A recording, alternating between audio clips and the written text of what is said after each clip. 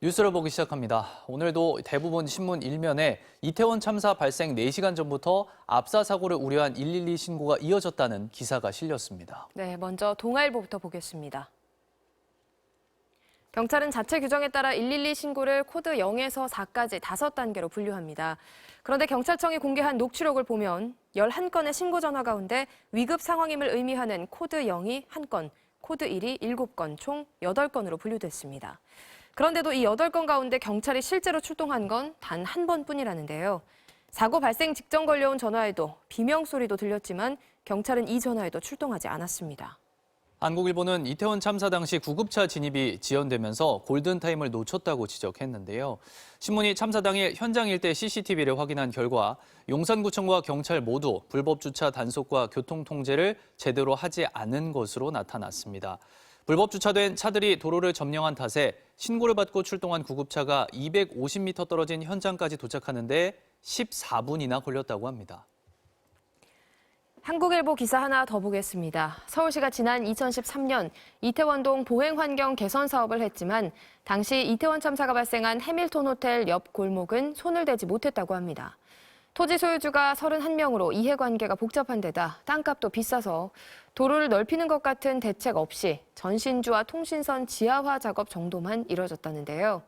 지자체가 개선 작업에 멈칫한 사이 156명의 안타까운 시민들이 목숨을 잃었다고 신문은 지적했습니다. 세계일보는 사고 당일 이태원에 특별히 우려할 정도로 많은 인파가 몰린 것은 아니라고 한 이상민 행정안전부 장관의 발언이 전혀 사실이 아니라고 설명했습니다. 신문이 서울교통공사로부터 최근 5년간 헬로윈데이를 앞둔 토요일 이태원역과 녹사평역, 한강진역의 이용객 수치를 받아 분석한 결과 참사 당일 새 역의 이용객이 20만 명에 육박했다고 합니다. 코로나 사태 이전보다 30% 정도 많은 수치로 사고 시각에도 1,000명씩 쏟아졌다고 합니다. 네, 이어서 경향신문입니다. 경찰청이 이태원 헬로윈 참사 이틀 뒤인 지난달 31일 진보 보수 성향의 시민단체 다수와 온라인 여론 동향, 언론의 보도 계획 등 정보를 수집해 내부 문건으로 정리한 것으로 확인됐다는 소식입니다. 대통령실 등 상급 기관에 보고하기 위한 예비 자료로 추정되는 이 문건이 확인되자 파문이 일고 있는데요. 정부 책임론이 부각될 조짐이 있다며 일부 진보 단체들의 정권 퇴진운동 가능성을 언급했고요. 촛불 집회 참석자 다수가 이태원에 합류했을 것이라며 촛불 행동 측 책임을 주장할 것이라는 보수단체 활동가의 말을 전한 내용도 있었다고 신문은 전했습니다. 한겨레는 이태원 참사가 발생한 지 나흘째가 되며 애도에 집중하던 외신들도 하나둘씩 한국정보 책임론을 지적하고 있다고 보도했습니다. 당국의 사전 대비가 충실했다면 충분히 피할 수 있는 인재였다고 꼬집었는데요. 미국 뉴욕타임스는 5만 5천 명의 관중이 동원된 그룹 방탄소년단 공연에 1,300명의 경찰을 배치한 사례와 비교하며 치안 실패를 지적했고요.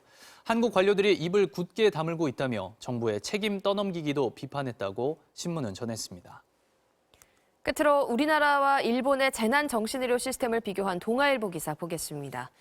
일본 정부가 운영하는 재난정신의료지원팀은 재난 발생 시 48시간 안에 현장에 즉시 투입되고요.